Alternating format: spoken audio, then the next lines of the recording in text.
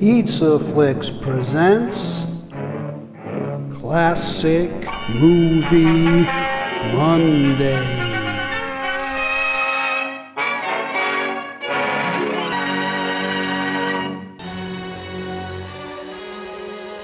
Today from 1948 is a film by Frank Strayer, director of The Vampire Bat and 14 Blondie movies.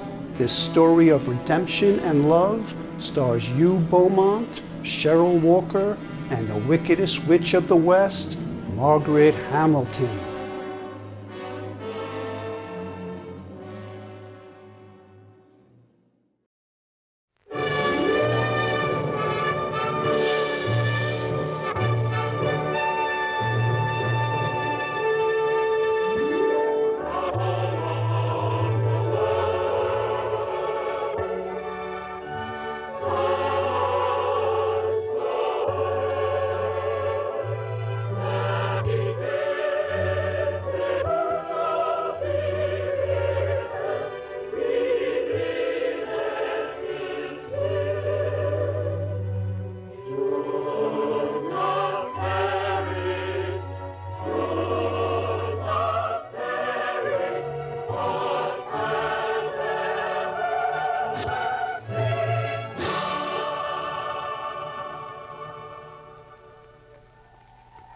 When I consider thy heavens, the work of thy fingers, the moon and the stars which thou hast ordained, what is man that thou art mindful of him? Can the God whose hand has formed the sun and the moon and the stars, whose almighty power holds the rolling spheres in place, can he be concerned about the lives of little men? Can the sovereign of the silent spheres reach down into the lives of men to bring light into their darkness, to proclaim freedom from their fears, and to fill their hearts with the strength of his divine assurance? From the trackless realm beyond the stars, we take our downward flight, and out of all of Earth's billions, we pick one single solitary man, a little man, a lonely man.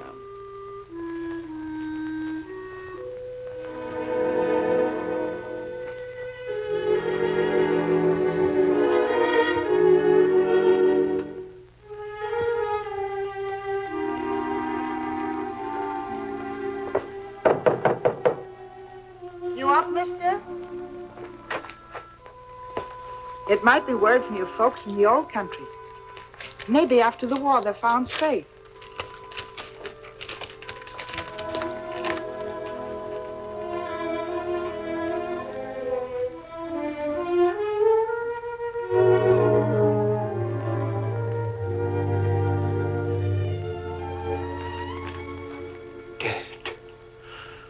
Mrs. Cooley? Mrs. Cooley, there is no hot water in the bathroom. Are you going to stand here gossiping all morning? Mrs. Cooley, something has happened. I don't know what to do. I have to talk to somebody. Didn't you hear me? There's no hot water in the bathroom. Miss Manley, maybe you can help me. I will not tolerate being made late for church. Please. Miss Manley, Mrs. Cooley, if you could only tell me what to do. Someone must know. Somebody can help. I have to talk to somebody. Please, mister, could you...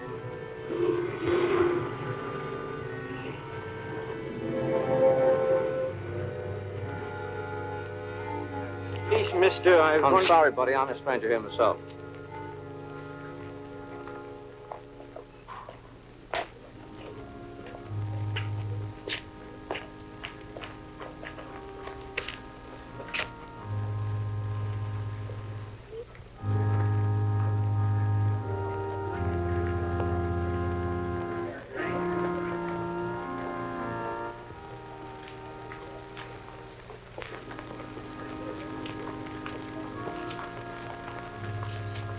Good morning, Mrs. Good Kessler. morning. And Bird. Morning.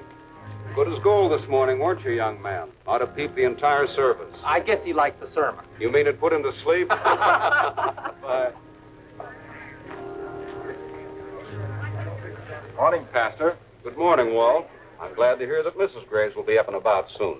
Thank you. Sermon sure struck home today. Made you want to walk right out and share your faith with everybody you meet. Why, thank you, Walt. You were right, Pastor. Made me feel guilty. I guess none of us is doing as much about this each one reach one business as we should. That's a good thought, Bill. Hold on to it.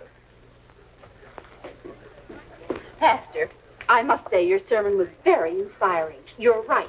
We ought to hire a lot more missionaries to go out and bring the people in. But that wasn't quite the idea, Sophie. It's our job, each one of us. Will you excuse me a minute? Pastor? Oh, good morning, Edgar. Pastor, does each one reach one mean kids, too? It sure does, Edgar. I want to ask you about the flowers for next Sunday. The aphids have got into my chrysanthemums, and You'll have to excuse me a minute, Mrs. Graham. There's a stranger that I... Oh, but it won't take a minute. Fran, wait. Wait for me. God forgive us.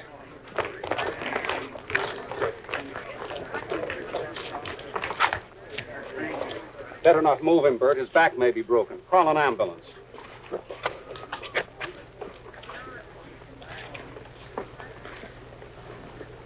Who is he? Has anyone ever seen him before? He's a human being with a soul. You don't need a formal introduction to that. But whoever he is, he needed something. And he needed it desperately. We could have helped him, but we turned him away. God forgive us.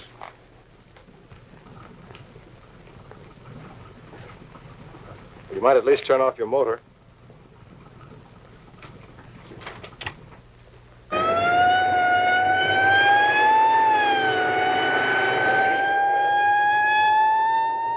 You'll need nothing to worry about, Miss Bradley. The guy was a jaywalker, all right. And if you'll have your father call the commissioner, there'll be no need for you to appear. It's too bad you've had this annoying delay. I suppose you've done everything that could be expected of you. From the way the cop tipped his cap to you, I expect there's a fat family checkbook back of you, so you needn't have a thing on your conscience. Now, you can get on to your golf. I do hope this annoying little incident hasn't upset your game.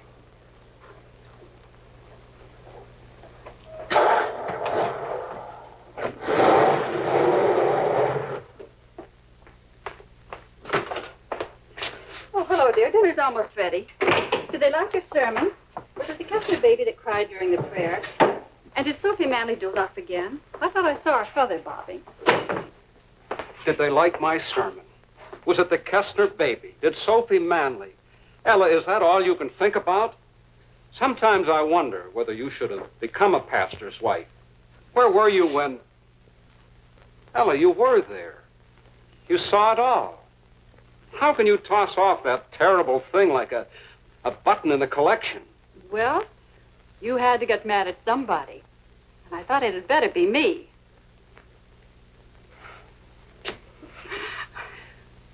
You always know, don't you? Yes, dear. But Ella, what's the matter with me? What's the good of preaching? I slaved over that sermon, but what did I make it mean to them? Just another passage from the Bible, in one ear and out the other. How can I make them really hear? Ye shall be witnesses unto me. Each one reach one. I wanted that message to burn into their souls. I wanted them to do something about it. They all said, that was a nice sermon. I liked your sermon, Pastor. But when the first need walked up and pushed itself into our faces, I failed. Ella, what am I going to do? You're not going to do anything right now. God will take care of things in his own way. And I think he's got the situation well in hand.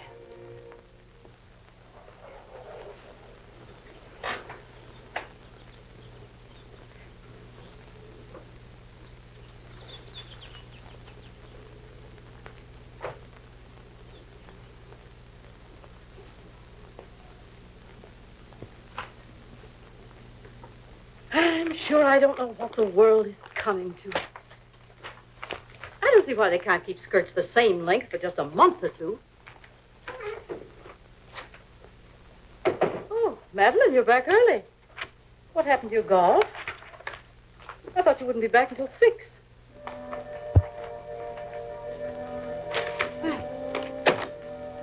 What happened? Max, come in here. Why, darling, you look as though you've been shell-shocked. Oh, what's wrong? What happened? I thought I'd never get home. I ran over a man. I looked up the road to wave, and when I looked back, and he couldn't die, I knew it. It's all my fault. Now, pull yourself together, Chick. Nothing's going to happen to you.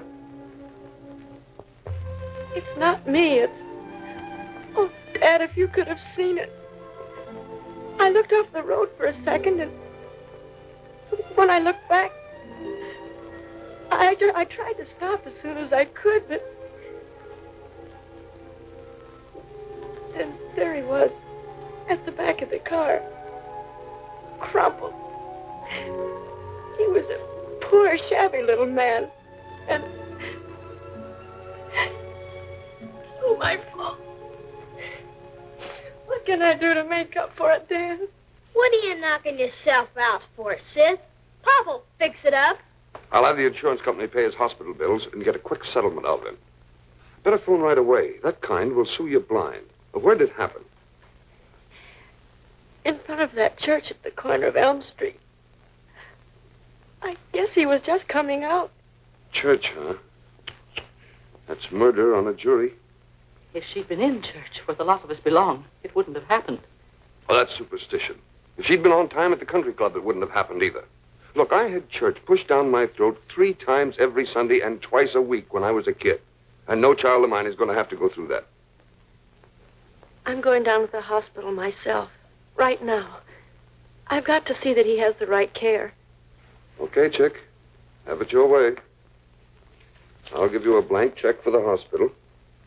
I'll stand good for whatever you need. That family checkbook. No, Dad. You didn't run this man down. I did. And for the first time in my life, I've done something I've got to pay for myself.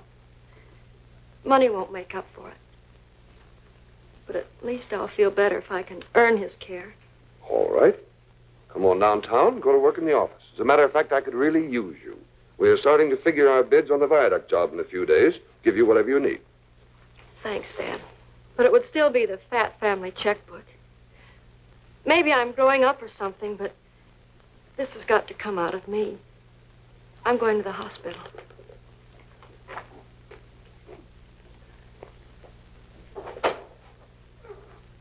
That was the second time she said something about a fat family checkbook. That's not like her. Max, do you suppose the police were hard on her? The cops? Get tough with one of Pop's kids? Ha!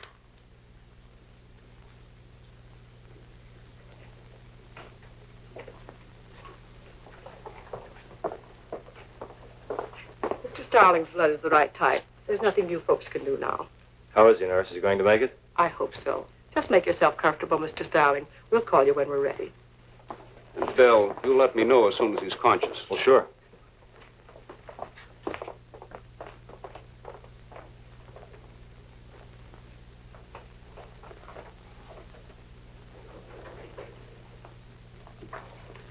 Well, isn't it a small world?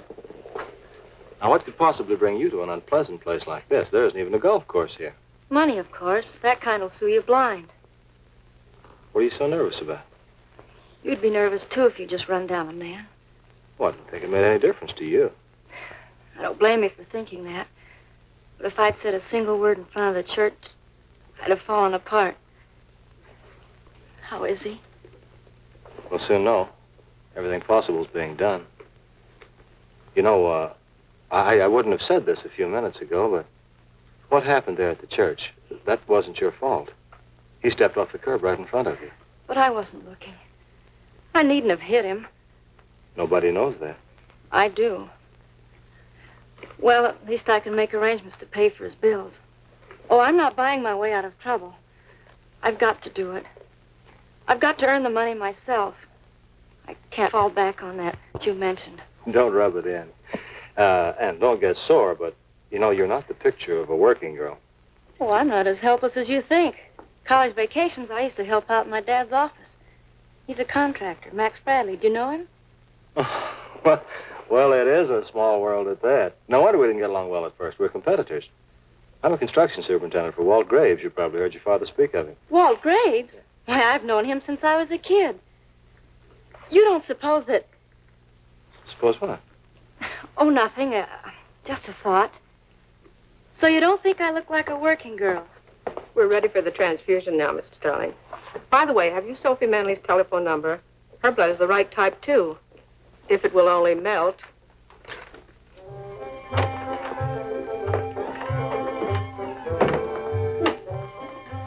Keeps the place like a pig pen.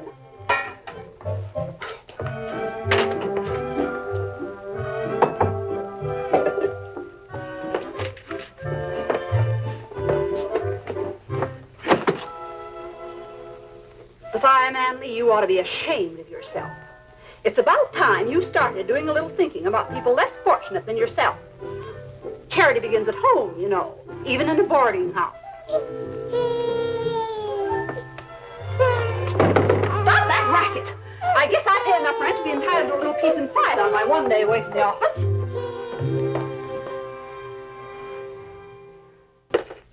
Come clean, Maddie. What do you want? You know perfectly well if I've got it, you can get it out of me. Well, I did sort of have my eye on that nice-looking young superintendent of yours. What's his Mr. You know perfectly well what his name is. If you ever do make up your mind you'd like to take action on Bill Starling, you certainly won't come around asking me. Now, what's on your mind? Oh, it's so ridiculous, Uncle Walt. I realized at the moment I came in, but, well, as Dad says, business is business, and something happened, and I've got to earn some money of my own. Not Dad's for a change. It's well, sort of a personal obligation. Heard about that. Bill told me. You're acting like I always hoped you would someday. Well, maybe you've come to the right place. I've got to take on a temporary girl to help Sophie on the viaduct figuring. You can run a calculator, can't you? Oh, sure, but Uncle Walt, it's so silly. Your figures are confidential. Dad's going to figure the job, too, and if I were to tell him the price you were going to put in, why, he could underbid you and get the job himself. Would you? Would I what? Betray my figures if I were trusting you? Of course I wouldn't. But nobody'd be so silly as to trust the daughter of his bitterest competitor. Had your lunch, Madeline? Yes. Well, then what are you waiting for? Take off your coat and go to work. Sophie, you can come in now. Walter Graves, you must be out of your mind. Sophie, you know Madeline badly, don't you? Yes, I know her, and I know her father, too. And I'd like to... You'd like to fix Madeline up with a desk and give her the survey on the viaduct location. Madeline's one of the family now. Which family? Graves or Bradley? Walter Graves, if you want to know what I think, Why, of course I know what you think, Sophie. You're thinking that charity begins at home, and it's kind of nice to bring a little to business now and then. Anything you need, Maddie, Sophie'll see you get it. Okay? Thanks, Uncle Walt.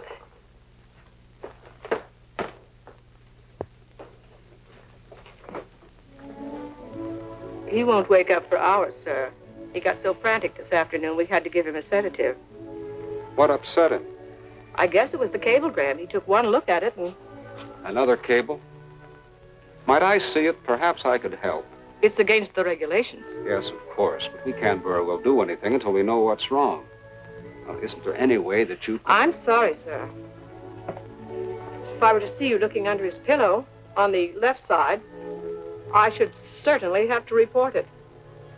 I understand, nurse.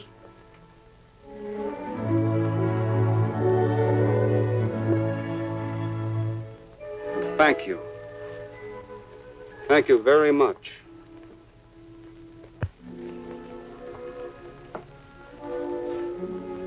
Poor fellow. Carrying quite a burden, aren't you? Well, maybe we can share a little of it with you. I'm sorry I couldn't oblige, sir. I know. You have your duty. Telephone me when you can have visitors. A lot of our people will want to see him. He means a good deal to us.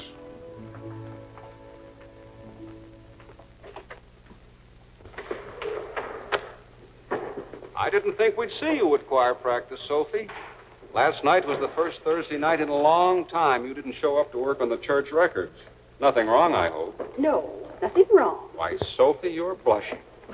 Now, don't tell me you were out doing the town with a new beau. You're mighty close. It's a new beau, all right. Pretty cute, too. Now, you keep quiet, Dorothy Graham. Of course, Sophie, I thought he was a little young for you. He's 3 months old. Looks as though Sophie's launched an H1 Reach 2 program. This young couple in her boarding house have a sickly baby, cries a lot, and keeps them tied down. So when I went by to pick up Sophie, there she was, minding the baby so the young folks could come to membership class. No more than I should do. Not a yip out of him all night, either. All he needed was just some old-fashioned rocking to sleep. Just a minute before you leave, please. I stopped at the hospital right after supper, and the doctors think our stranger has an even chance to recover. We shall all keep praying for him. But I've learned something that indicates God intends to answer some of those prayers through us. The stranger came to us because he was in desperate trouble. He was separated from his family because of the war. They were on their way to him when his wife died. That was the news that came to him last Sunday morning. But his child lived, and she's on her way to this country right now, as we're talking. Sophie tells me he has no work and no place to take care of his little girl. Now, I've got an idea about some work for him. And as for the home, well, maybe there's a chance here for all of us to reach one. Anybody got any ideas? It's not too easy, Pastor. There are not many places for rent. Well, a hall bedroom in that boarding house is no place to bring up a little girl. But Bert, you look as if you had an idea. Come on, don't be bashful. Let's have it. Well, I don't know if this will help much, but, well, I was raised on a farm, and when some young folks would get married or somebody's barn had burned down or something like that, why, we'd all kind of get together and have a barn raising bee. Bert, you're wonderful. Look, everybody. You know that old stable in back of my house? Well, it has a 2-room apartment over it where Grandfather's coachman used to live. Of course, it's crammed with trunks and rubbish now, and it's filthy dirty. But that's where the barn raising comes in. We'll all pitch in and clean it up and paint it. And we got an old gas stove down in our cellar. I'll throw in the plumbing fixtures. Bill Starling will do the hauling in one of the company trucks. Well, we seem to be on our way. And Bert, you're going to suffer the fate of every man who thinks of a good idea. I'm going to put you in charge of it. Oh. Now, we have about a month before the child gets here, and maybe by that time we can pay off some installments on the debts we owe our friend. Thank you for staying. Good night. Good night. Good night.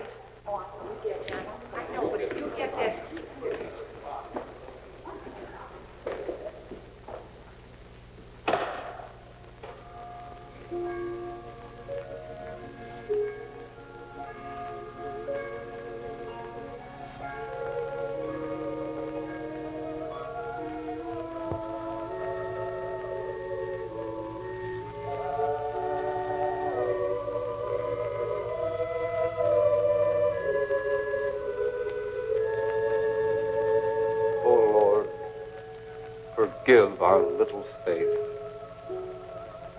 Accept our humble gratitude for the new spirit which has become evident in the hearts of thy people.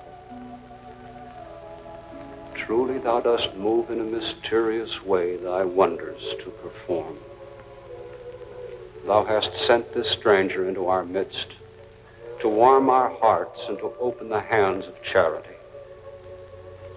Lord, I come to thee with the burden of this stranger upon my heart. Keep him in thy loving arms. Let him come again to the door of thy house, and let us welcome him as our brother through faith in thee.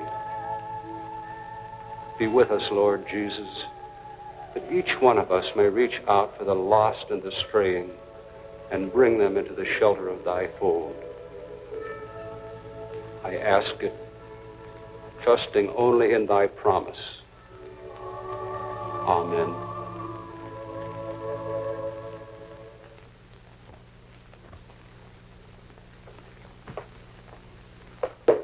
Well, the Saturdays keep rolling around. There's a payroll, Soph. Buck will give you the Social Security numbers for that new man. How's the tunnel going, boys? Okay. If we can ever punch through those Buck? annoying cave-ins. We're a little behind schedule now, but we may make up some time this week, huh, Buck? I'm back from the bank, Mr. Graves. How about that, Buck? Yeah, how about that? I've been waiting for Buck to catch sight of Madeline. She's working out all right, isn't she, Walt? Fine. I'm glad. I take back what I thought about your hiring the daughter of your competitor. That's a man for you. Always taken in by a pretty face. I suppose we'll see you bring her to church next. Well, maybe you got something there, so? Well, let's get to the payroll. And then I'll go over to City Hall and pick up the bid blanks. But, baby, this is more than just a date. Where's your loyalty to the good old Graves Construction Company? How can you turn me down for a rank outsider who doesn't know a drill rig from a Don't bull? tell me you're holding out against Buck. That's impossible. He admits it himself. If he works on his men like he does on me, he must be a wonderful foreman. Sure he is. That's why I have to let him get away with all the things he does. How about me? Take back what you said about my not looking like a working girl? Oh, but you act like one. What, Mr. Starling? At least I feel like a working girl. And that day off tomorrow's going to feel pretty good. That's what I was trying to tell you. What you need is a day out at the lake. Have some fun. I'll submit your offer to the board of directors. Care to top his bid, Mr. Starling? Sure. Tomorrow's Sunday. How about coming to church with me? Oh, that's wonderful, Bill. Buck, I guess he topped you. The funniest part's still to come. I meant it. Well, now I've heard everything. I can think of a lot of places to take a dame, but this one stops me. Church. The Salvation Kid himself. Take it easy, Buck.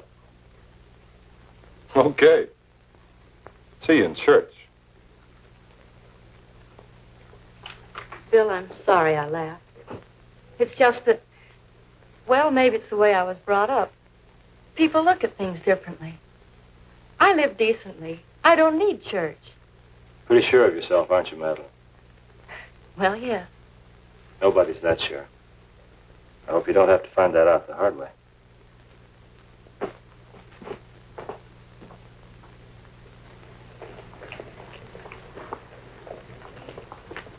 Well, here's luck on the job, Max.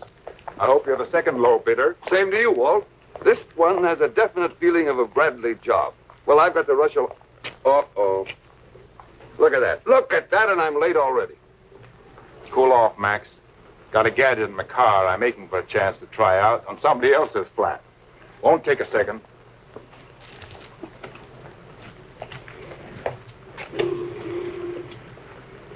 I think this doohickey is going to work. You'll have to start your car and back up a couple of feet.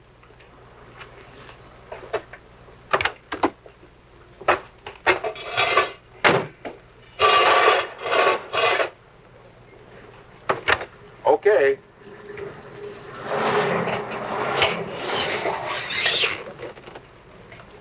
All right?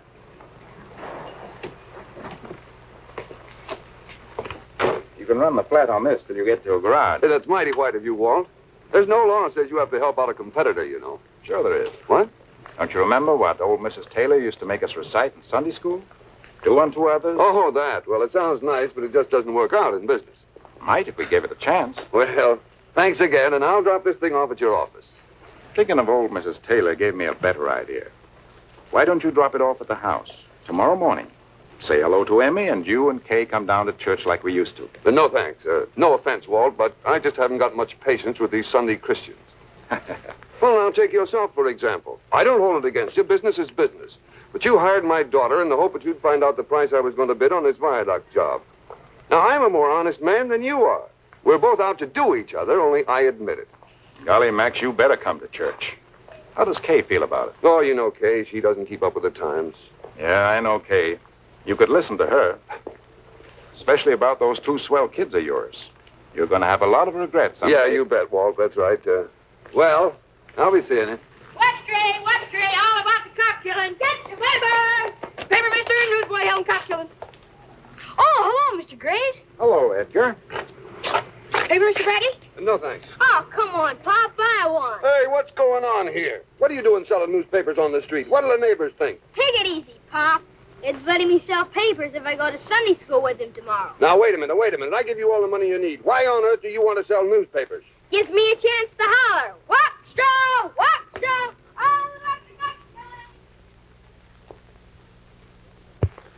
Oh, Aren't you going to ask me how you look? You don't seem very excited about this date. Oh, I'm only going out with Johnny Putnam. Of all things. For a week you've been keeping everybody off the phone so I could call you. What's the matter, Chick? Is your new job getting you down? Are you listening? Oh, guess I was thinking of something else. What, for goodness sake? I had a proposition made to me today. Young man at the office. It's kind of a proposition I've never come up against before. Well, I must say. Don't get excited, Mother. He asked me to go to church. Well, if you ask me, it wouldn't hurt you any. Church, eh? Walt Graves was after me this afternoon for that same thing. And they had one of their young commandos out after Junior. Dad, will you and Mother be over at the club? I doubt it. I want to work on some figures on that viaduct job.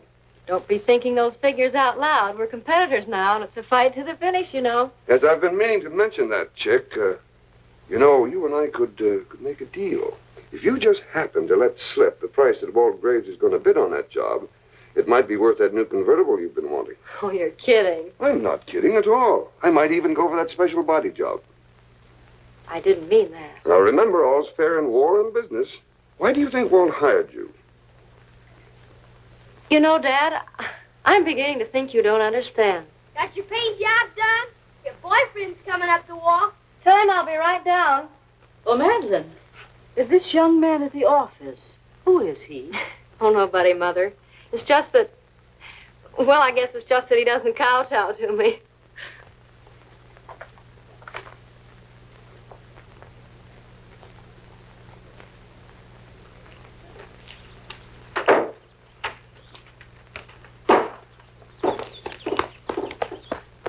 What you doing, Edgar? I put one of these in all my papers. What are they? From the church. Pays to advertise, you know. Here's your Pop's paper. You better put in two. Pop's a hard case.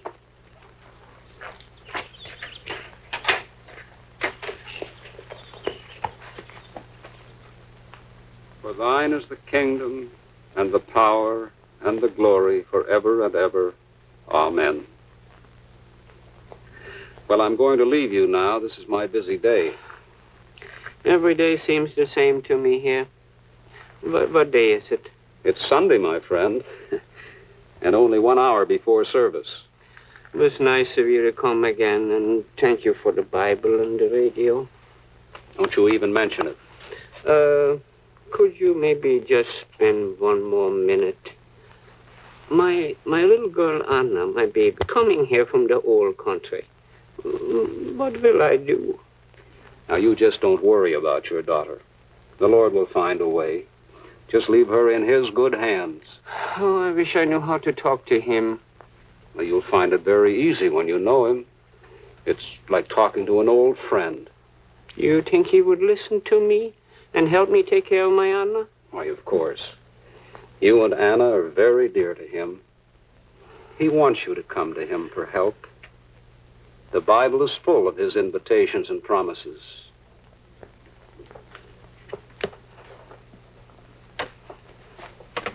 Do you read your Bible much?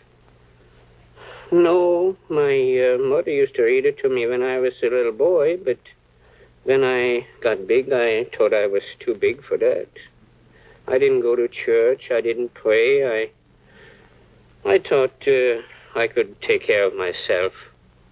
But when this thing happened, I see I am not so big after all. You know, sometimes God puts us to bed to wake us up. Yes. Yes, I guess so. Lying here, I've been thinking. Pastor, you should know. My past life has been pretty bad. I think maybe God, he must be ashamed of me. But you're sorry, and that's a very good sign. We all sin, and we all must come to God daily for forgiveness. When I was in the old country, things were hard to get, and I started by stealing little things, and then my wife asked me where I got them, and I had to tell a lie. So I kept stealing and lying and stealing until people pointed me out and called me a thief, and I had to leave the old country. No, I guess God doesn't want people like me. He wanted the thief on the cross. He himself said, "The Son of Man is come to seek and save that which is lost." And he said, "Him that cometh to me I will in no wise cast out." Every man who repents of his sins and believes that Jesus died on the cross in his place and suffered the punishments of his sins is free and at peace forever, no matter who he may be. No matter who? Yes, no matter who. For God so loved the world that he gave his only begotten Son, that whosoever believeth in him should not perish, but have everlasting life. This is the Bible's promise of salvation. Is that what salvation is? It seemed to me it was just a word that people sing. Pastor, I know so little. Do you suppose someday I could join your church and learn more about God and Jesus? That is what we have been praying for. You people have been praying for me?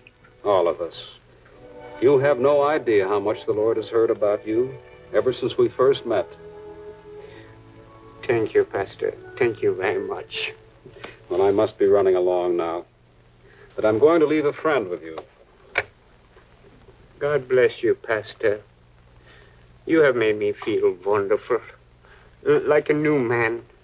Goodbye, my friend. I'll come again in the morning. Thank you.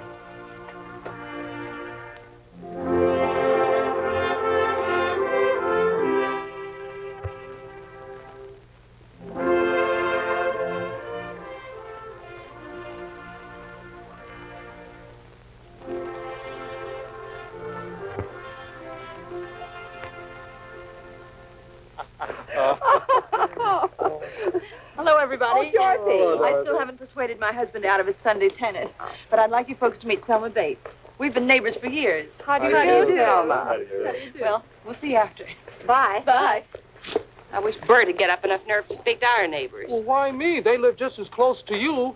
And anyway, you know my tongue feels like a muff whenever I try to talk to strangers. And besides, he's so standoffish. Every time I look over toward him, he just looks the other way. Just keep looking, Bert. One of these days, you'll both forget yourselves and start talking. And don't you laugh at Bert, Bill Starling. I thought you were going to do some work on that construction gang of yours. Oh, those tough monkeys. I know just what Bert means. Some things are easier said than done. Bill, take a look. Maybe you've got a customer after all. Well, look who's here. This is great. Move over and I'll drive you around the parking lot. Oh, I'm not staying, Bill. I want you to meet Mother. How do you do? How do you do, Mr. Starling? I thought I'd use Madeline's ticket. Oh, fine.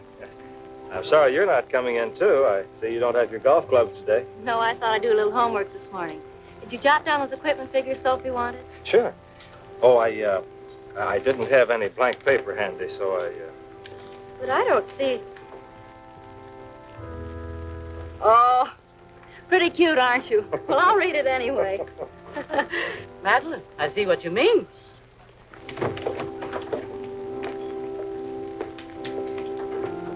Now, young man, tell me about yourself. As if I didn't know. Bye, you two.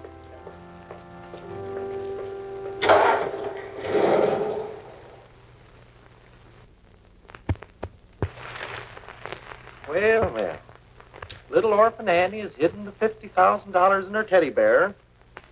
And the sheriff's going to put her in jail if he catches her. Kill her first, that is, before the house burns down. Dick Tracy has been buried in concrete and thrown in the river again. Little Annie Rooney's just been run over by a truck. Oh. Funny papers. Bert. Yeah. Bert, I thought you were going over And speak to the neighbors about going to church. Yes. No. Bert, you're a coward. All right, I am a coward. How are we going to keep our child from growing up and pointing the finger of shame at you? Teach him not to point. Oh, now, dear, don't let's quarrel, but shucks. You can't just walk up to a total stranger and say, why don't you go to church? Well, I don't see why not. Well, because you got to kind of slide into it. Now, if he was to come over and say, let me borrow your pliers or something like that, why, We could get to talking, and I could bring up the subject. Oh, well, I guess you're right there. Oh, Bert, will you... Why, of course, dear. Oh, I can't. Don't you remember? I lost my hammer. Oh. Oh, you lost your hammer. He's got a hammer. You could go over and ask to borrow it, and you could sort of get to talking and bring up the subject and slide into it. Well, he's not at home.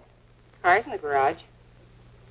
Well, they went for a walk. They must have gone for a walk. In fact, you're practically sure they went for a walk.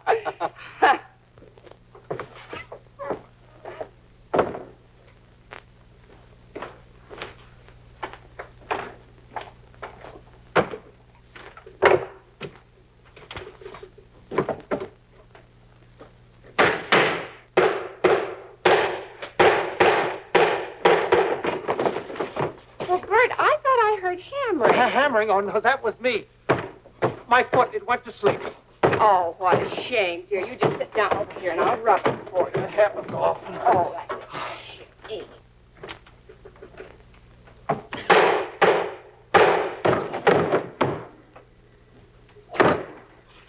All right. But how do I start? Just go up to the fence and yell, "You, neighbor." When he looks at you, you ask him. For the hammer. No, to go to church.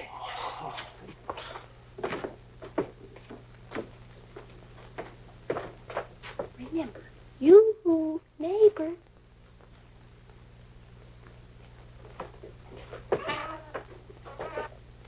You.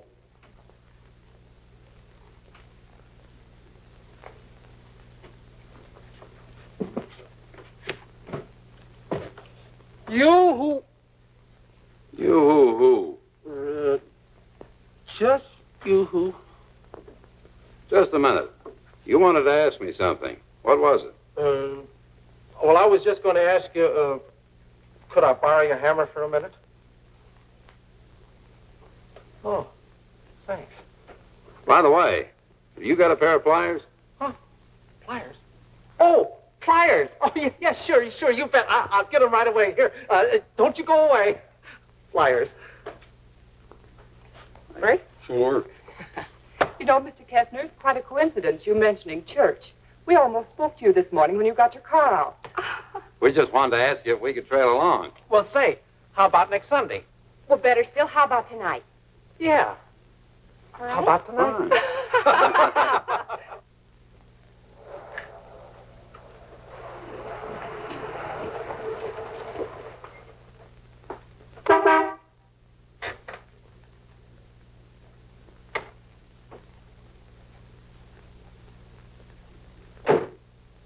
Hi. Mr. Graves wants you to check the piling figures. Have you got a few minutes? Sure. I'll be clear in a couple of minutes. Hi, boys. Where's the Coke in the bucket?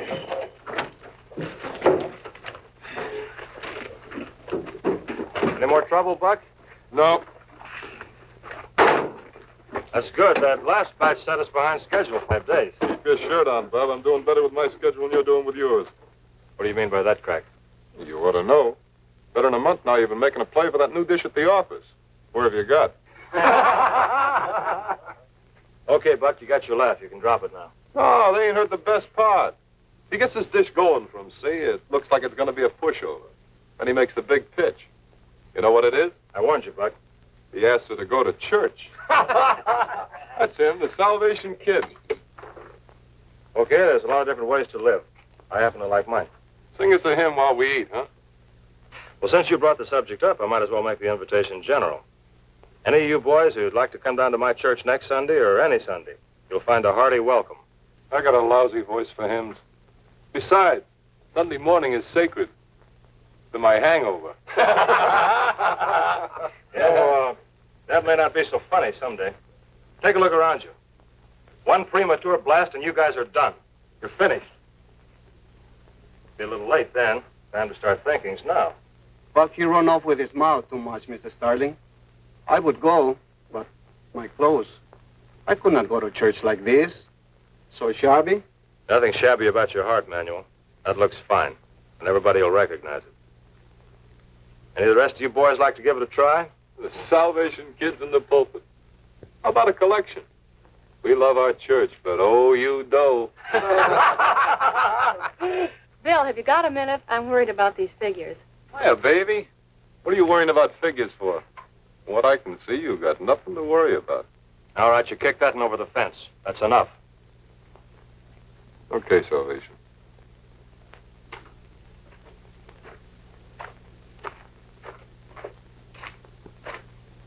Bill, I hope there isn't going to be any trouble.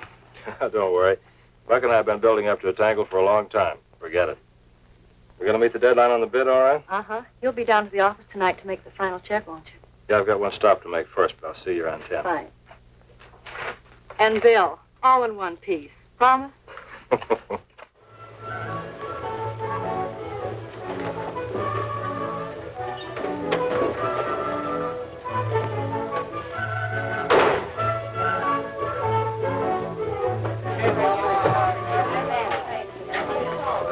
Hello, everybody. Hi, Waterboy. Hi, Soph. Well, Pastor, you're displaying hidden talents. You're pretty handy with those tools. I should be. My father was a cabinet maker, old trade. Came in handy when I helped build my first church. I wish you'd remember a little more of it around his own house. Well, I've got the same kind of a problem. Dorothy can't clean house 2 minutes before she gets caught up in some old magazine. Well, what's so funny, Dorothy? A picture of Sophie. Stick a rose in her mouth and she'll look just like a Spanish dancer. Boy, oh boy, she does. Hey, Sophie, how about it? Come on, give us a dance. You think I can? Just give me some music. Here's Sophie.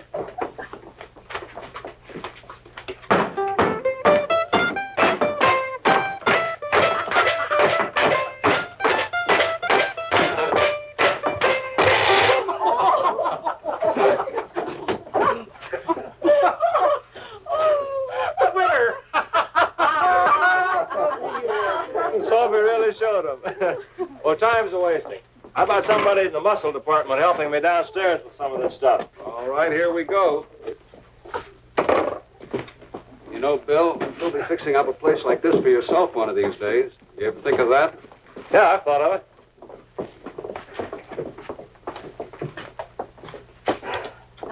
What a spectacle I made of myself. I wonder what came over me. Maybe it's spring, Sophie. And you know, I think it's spring for Bill Starling, too. That Brandy girl, you mean? Mm-hmm. Sophie, you've worked with her quite a while now. He could do better. Could he, Sophie? Oh, well, all right, he could do worse. A lot worse. Only don't let her know I said so. Me, talking mush.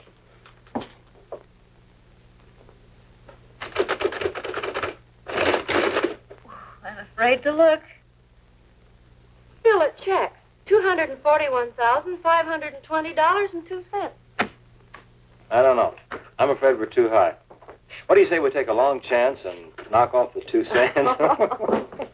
You two sound happy. Don't tell me we're going to get the bids in on time. Sure we are, thanks to Superwoman.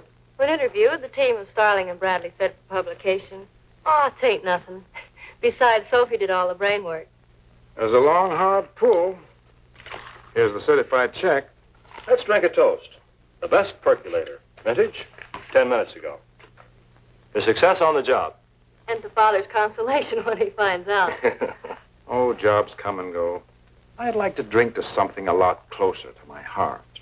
A pair of the nicest young folks I know. And may they always be... Uncle Walt, drink your coffee. Madeline, I don't know what we'd have done without you the past weeks. And I might as well admit that Sophie wasn't the only one that had her doubts about hiring a competitor's daughter. But you're as honest as you're pretty. And that's really laying it on thick. Well, I'll drop this in the mail on my way home. On our way. We got a surprise for you. Oh, what do you know? The big bad wolf is pursuing me. And it's about time if anybody should happen to ask. Well, good night, kids. Tomorrow when we find out the Graves Construction Company is the low bidder on this job, we'll blow ourselves to a real celebration. I may need it. When Dad finds out that we got the job, he won't be fit to live with. Good night, Walt. Night. Good night.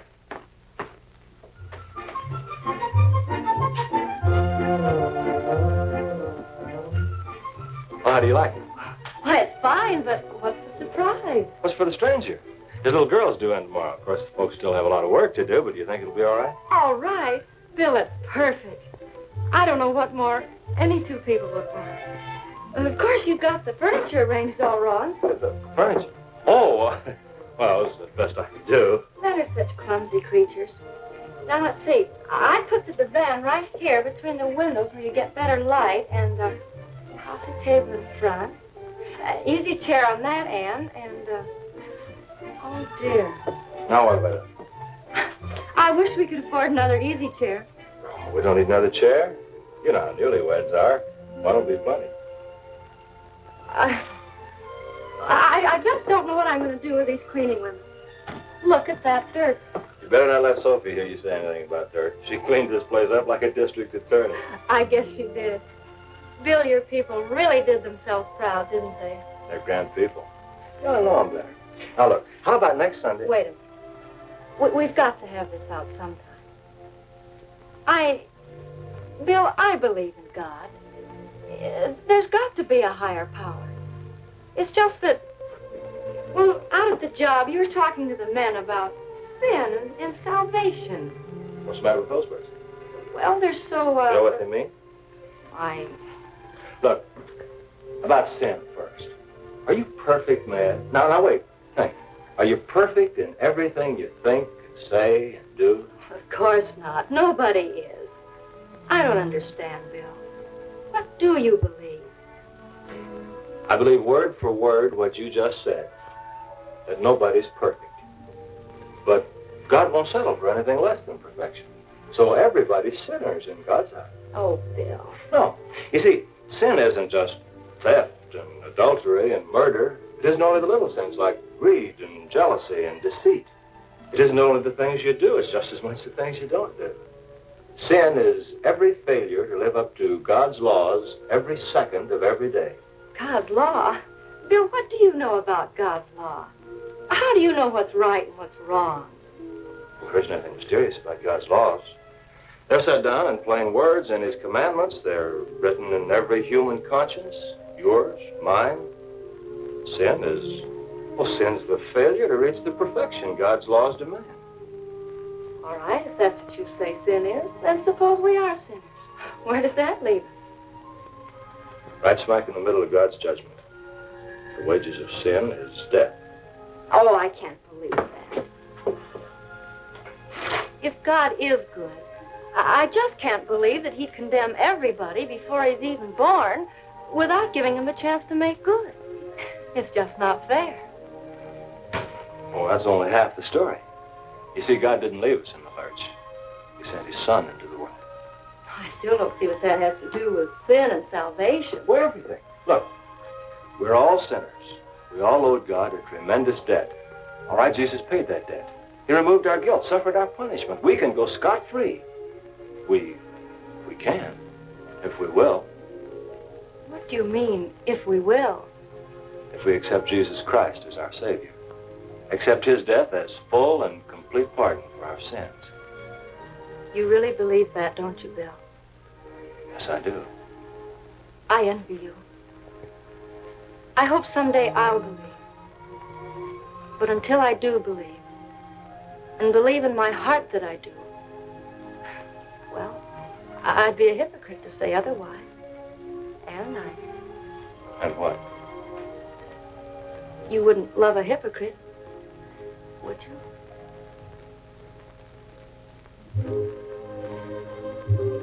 It's a wonder I remember to set this clock, what with all that's been happening.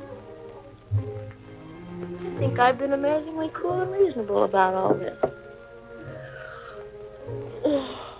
7 o'clock sharp. 8 o'clock, I see Bill. Mrs. William Starling. Mrs. Madeline Bradley Starling.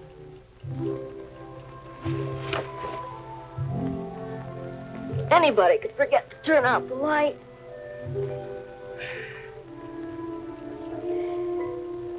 Mrs. W. Howard Starling.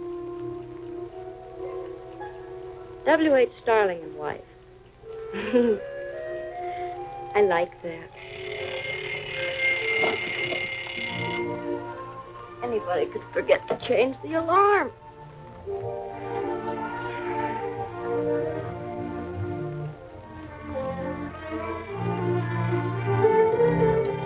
Well, if I'm not a lovesick schoolgirl, I never saw one. I'd forget my hat if I weren't fastened on.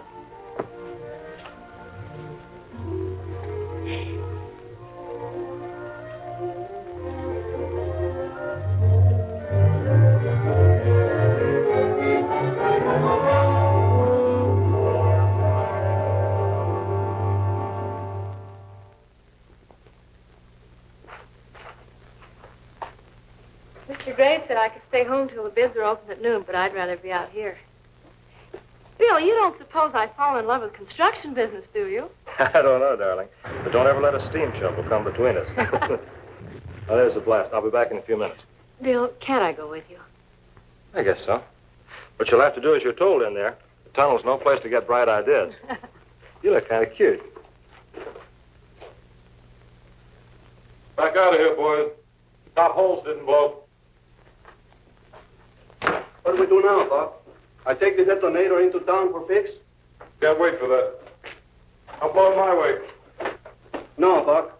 No fuse. You know what the boss say. Fuse too risky. What Salvation don't know won't bruise him. Now back out of here. The fuse goes in.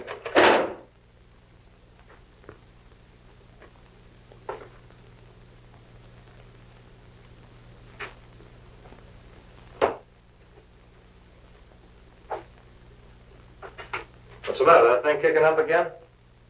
Yes, the top hole, they don't blow. Where's Buck? He's in on the wall, boss. Buck! Hey, Buck, come here a second. Take it easy, executive. I'll be through in a couple of minutes. Boss, you better not go in. Buck, he's touching off those holes with open fuse. Open fuse? He is not. Stay here, Madeline, just in case. What's the idea of fusing that hole? You know the rules. Why, you're going soft. We lose half a day fixing that detonator and we're behind schedule already. I'd rather lose time than men. Yank that fuse. Why? There's no risk here a couple of hot prayers won't fix. You heard me, Buck. Pull that fuse on the double. Big-time operator, huh? I can back it up if I have to. Now yank that fuse. Okay, big shot. Your schedule.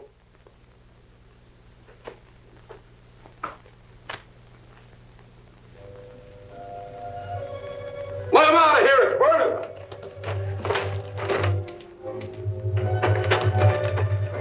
Crazy idiot. Get out of here. It's a short fuse. Get out of here.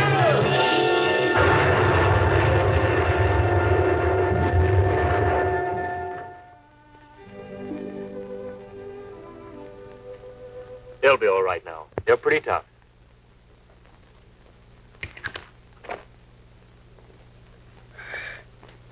What do you know? Same old world. I didn't expect to see this again. How's the boss? He'll be all right. How's that? He'll be all right, not much thanks to you. Well, rub it in, sister. I asked for trouble and I got it.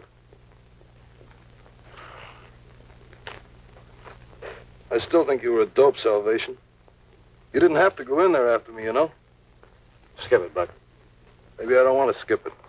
A guy don't risk his life for me every day, you know? You really practice those things you preach, don't you, Buck? Just don't want to lose a good foreman, that's all. Need you when we get on that viaduct job. Hey, what time is it? Must be a little after 2. Yeah, Walt's down at the city hall right now. Let's get out of here. Get back to the office and get the good news.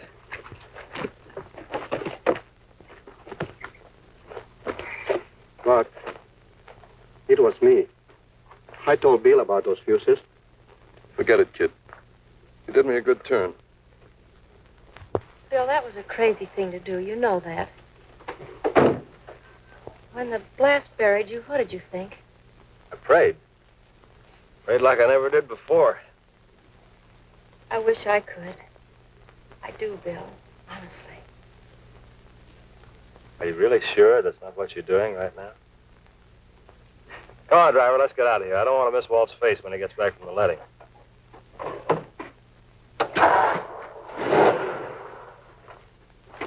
Listen, you lugs. I don't know about you, but I know a sermon when one bounces off my head. We all got a date next Sunday morning.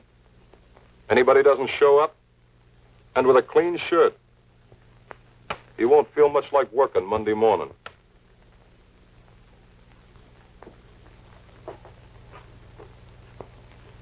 I was holding Walt up. The bid should have been read an hour ago.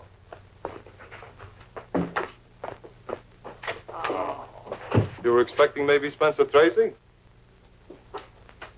What's the matter with you two? Look at me. I'm not nervous. Then why do you have your jacket on backwards? Okay, so I got butterflies in my stomach sitting around waiting for the verdict. I guess it's in the bag, though. You knock on wood when you say things like that. After the money we've been losing on that tunnel job, we've got to get this job. No, stop worrying, Sophie.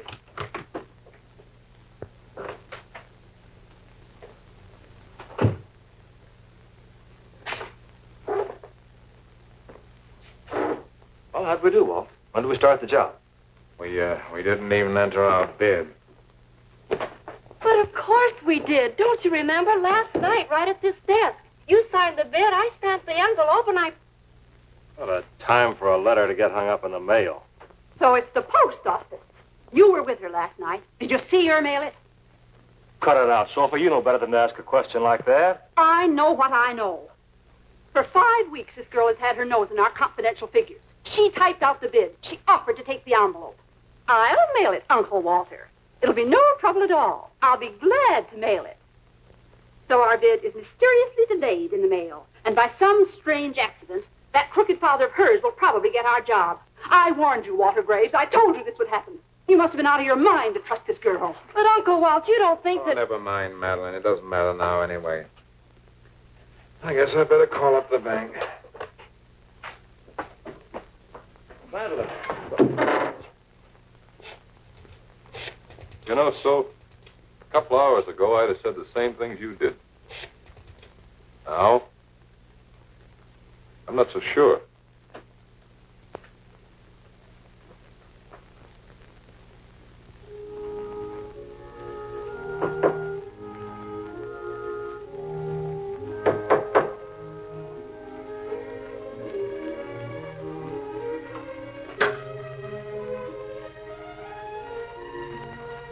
Well, Madeline, I guess you heard we took the job. I didn't think you'd go through with it. I'll order you a new car tomorrow. I guess you've earned it, and I hope you enjoy it. But, Dad, Oh, what's the use? Telephone for you, Max. It's Mr. Hendricks at the bank. Madeline, won't you come downstairs for supper? You must eat something. Oh, Mother, you wouldn't know. I'll never be able to face him again. And I love him so much. You should have thought of that before. But, Mother, I didn't. Madeline, what's the matter with you? You were always so strong and sure of yourself. Nobody's that strong. I himself. Henrik says the bank is closing down on all of Walt's loans. Looks like you finished him. I suppose I ought to congratulate you. Hi, Chisler. Can I have the first ride in your new car? Get out of here. All of you, get out.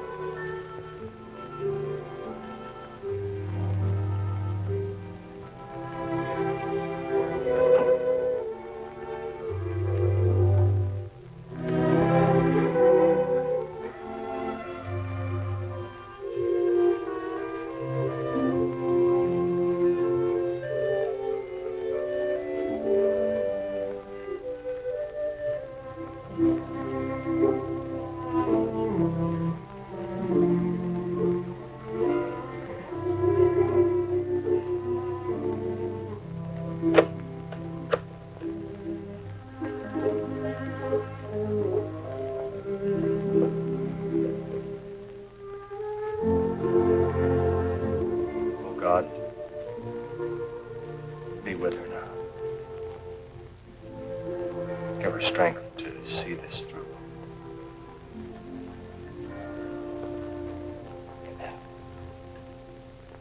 I wish I could feel that way. You seem to have an anchor. I don't. I've done something wrong, something terribly wrong, and for the first time in my life, I feel helpless and alone. Well, maybe I can help you. You seem to be suffering more than me. You seem to have a fear of something. I am afraid. That's why I'm running away. I can't seem to get hold of myself. That's the way I felt once. When I got the news that my wife was dead and my little girl Anna was alone in the old country, oh, I couldn't stand it no longer. I wanted to run away. You remember that Sunday? Yes. That's only one of the things I've done. Well, maybe we can find some good in it. When I woke up here in the hospital and everything come back to me, everything so bad, I wanted to die. Then the pastor come, he talked to me, he tell me about Jesus. Just words, I think, to begin with. But then one day after the pastor had gone and I was reading my Bible, suddenly I feel something. I said, please, God, I can't go on any longer without help. I know I've been a failure. I've sinned many times, but I got a little girl in the old country, and she thinks I am wonderful. Please, God, for that little girl, I need help. And then a wonderful thing happened. It seemed like I saw his face, and he smiled at me. And like he took me by the hand and lifted me up. Oh, it was wonderful. I hope someday you can feel the strength of his hand. You see, I just wasn't big enough to get hold of myself, like you say, all alone. Someone else told me that once. But I didn't believe it then. Oh, it can happen to you, just like it happened to me. It's all here in this book. It says here, it says, come to me, and I will give you rest. That's what it says. Oh, this is a wonderful book. I don't need to be afraid of God anymore, or trouble, or anything else. He forgave me everything I did. In another place here, it says, the blood of Jesus, it washed me clean from all my sin. That's real love. To forgive you everything you did, what was wrong. And then in another place here, it's John 3:16, it says, for God so loved the world that he gave his only begotten Son, that whosoever believeth in him should not perish, but have everlasting life. That's what it says. His only Son. You'll understand me when I say this.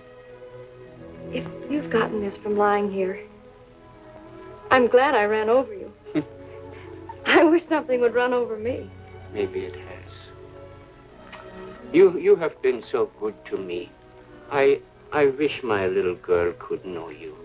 I'm going to meet her in a few minutes. I'd love to. Mr. Starling is coming in the car to take me to the station. Oh, I'm awfully sorry. I will some other time, but I'm going away, you know. Well, promise me you will see her before you go. Please. Oh, it won't be long now. No, it won't be long now. What's the matter with you? You're not coming down with stage fright, are you? Well, she was just a little baby. Maybe I won't know her. Maybe she won't know me. I better go inside. You watch her. Oh, no, you stay right here. Everything's going to be all right.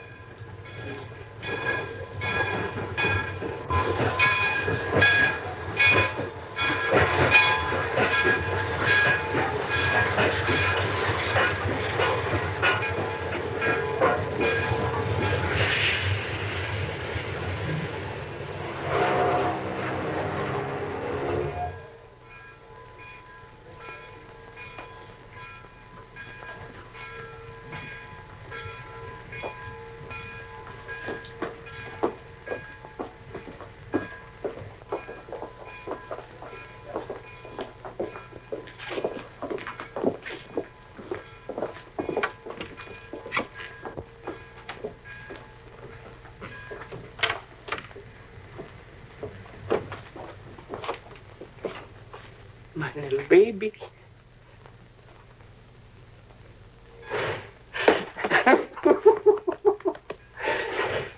I know you.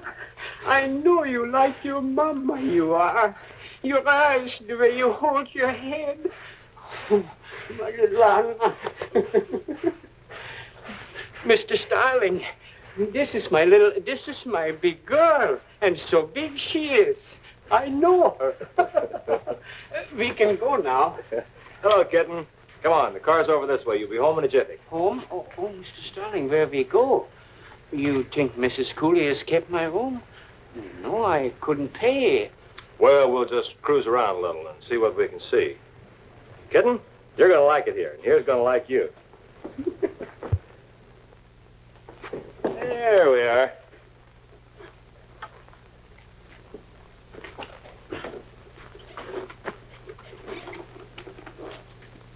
Oh, there's some folks I want you to meet.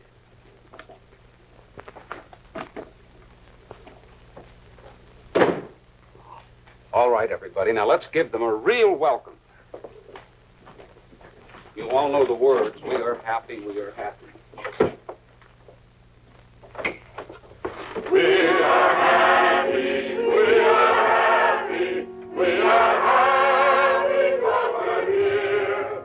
And we hope that you will like it. 'Cause we're happy you are here.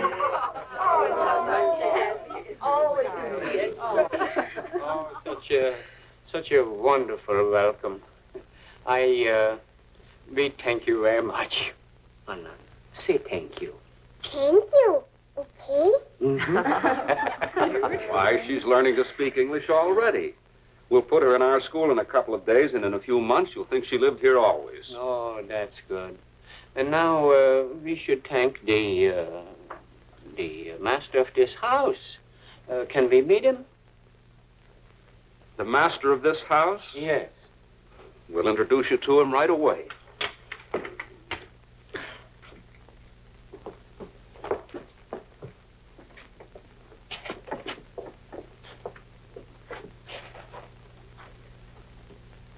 May I present the fine gentleman and his beautiful daughter, whose home this is. As long as they want to live here, this is their second home. Their first is in our hearts.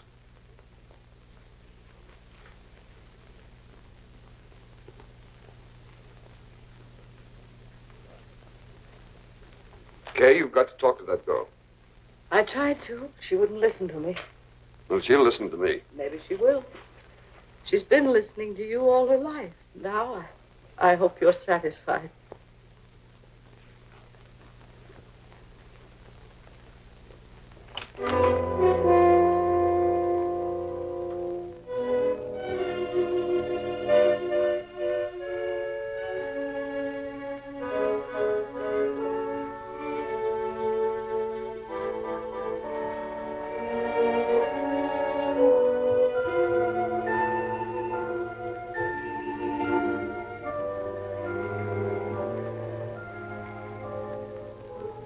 She's gone?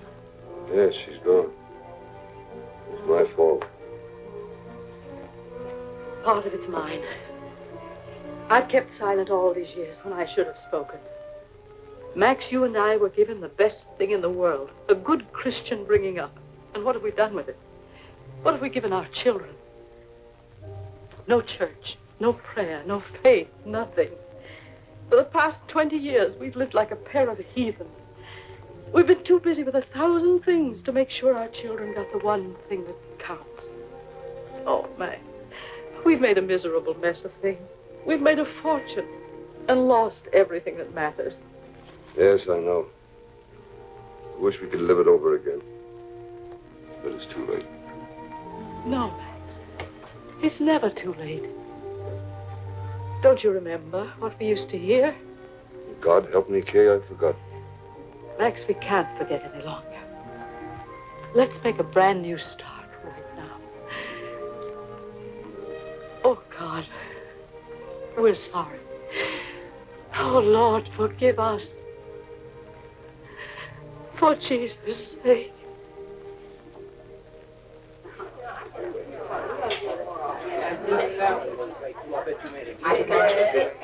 Here, Pastor.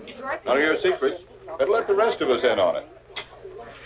Well, I have some good news for you. Our friend has consented to become the custodian of the church. He thinks it's a favor, but we know we'll have the best-kept church in the state. But he still doesn't know the most important part of his job, which is, well, I guess we all realize how much he has meant to this congregation. And if we ever begin to slip back into our old ways, there he'll be before our eyes, a constant reminder, a living symbol. And now, before we break up, God, who has been so good to us, bless this place. Bless the hands that gave their labor, the friends that showed their love, and the souls that will make it home. God, give it grace. In Jesus' name. Our Father, who art in heaven, hallowed be thy name. Thy kingdom come, thy will be done on earth as it is in heaven. Give us this day our daily bread, and forgive us our trespasses as we forgive those who trespass against us. And lead us not into temptation, but deliver us from evil. For thine is the kingdom, and the power, and the glory forever and ever. Amen. Amen. Dad, how did you know I'd be here? I didn't. But I'm awfully glad you are. Madeline, we can't run away from this. We've got to go up there and face it. I know it's going to be tough, but... That's exactly what I intended to do. I heard it, too.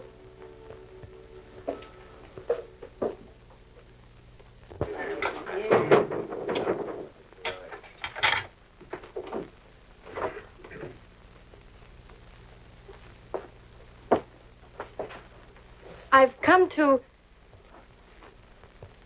Thanks, Dad. I'll be all right. You probably all know, but I've got to tell you myself. I was going to run away like a thief, and now, thanks to God, I see things as they really are. You know what this is. Well, I didn't mail it. I forgot. Maybe I had a good excuse for forgetting, but there's no reason for me to be a coward and not admit what I've done. There's no use saying I'm sorry either. Oh, why do you all stand there looking kind? I know how it sounds. I don't expect you to believe me. Nobody in this world would believe me. I believe you, and I ought to be horsewhipped for what I did to you. I guess I should be, too. How can you forgive me, Uncle Walt? I've ruined your business, and You haven't ruined anybody's business. Tonight, when I found out what Madeline had done, or rather, what I thought she had done, I decided to assign my contract over to you. It's your job, Walt. We'll draw up the papers in the morning. I know I don't deserve your forgiveness, but, well, I'm going to ask for it. Bless you, Max. And if that invitation is still good, well, I'll see you Sunday. We'll be glad to see you, Max. Thank you, Pastor.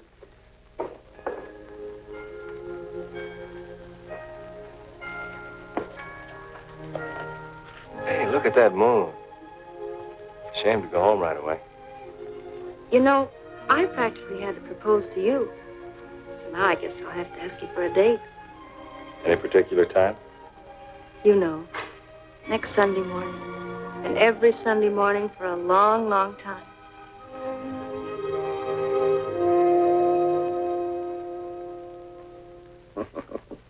Oh, such good people.